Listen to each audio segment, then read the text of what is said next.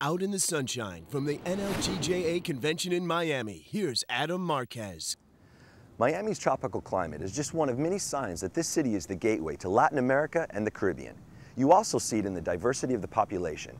As gay visitors and journalists, we were curious to find out from local residents just what it is about this city that attracts so many different people. What do you think Miami represents? Well, to me, Miami represents a huge community of international people.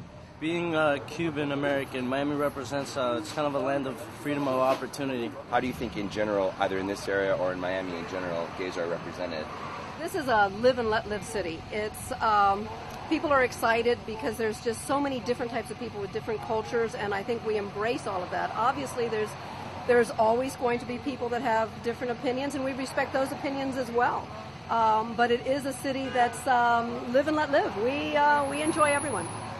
Miami has been home to some of the most divisive and intriguing moments in the struggle for equality. Here's David Esch.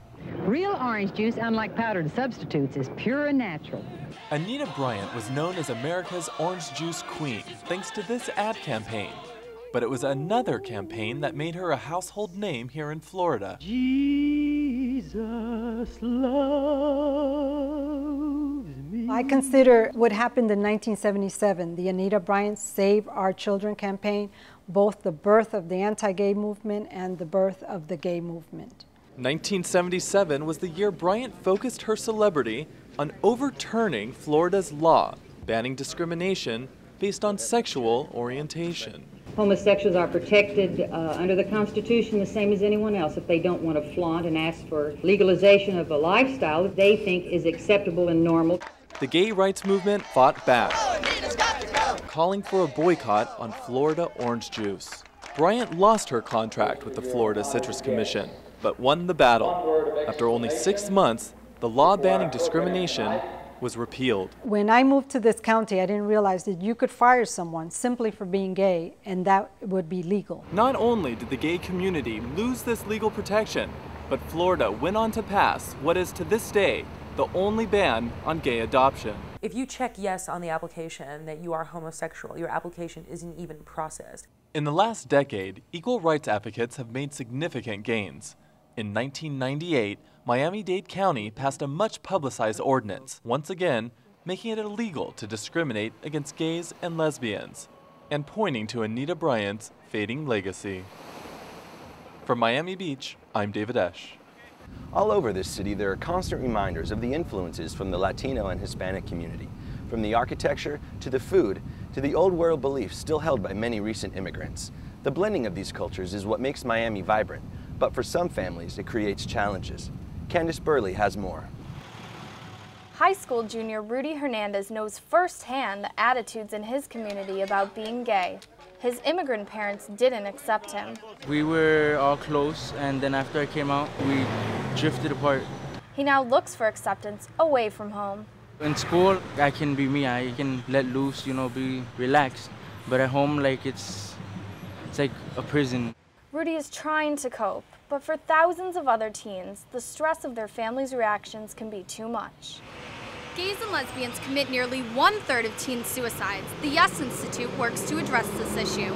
There's a lot of fear in the community with orientation and gender. The South Florida organization educates people struggling to accept gay family members. Profit organization. Eva Leiva Sandino directs Hispanic outreach. This is what happens to millions of families. They're not prepared, so they don't know what to do. She didn't when her son Paolo told her he was gay. I went into the closet where he was trying to come out. But through her work with the organization, she came out as an activist. I was empowered to embrace and love my son, not in spite of him being gay, but because of who he is. Rudy Hernandez can only hope for the same acceptance from his family. From Hialeah, I'm Candice Burley. That struggle for acceptance has led many gay men and lesbians to distinguish the difference between families of origin, mothers, fathers, brothers and sisters, and families of choice, the friends they call family. But a third type is coming to the forefront. Here's Melina Kolb. 2 years ago, Mark Bosley went to Ukraine to adopt a child, knowing that Florida law prevented him from adopting here.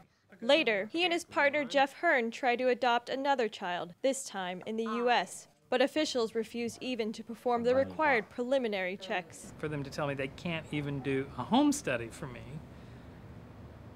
I was shocked at that. Despite strict laws in many states, couples across the country are finding ways to build their families, including NLGJA members. The electricity is in the air. Eric Sandoval works long hours as a reporter.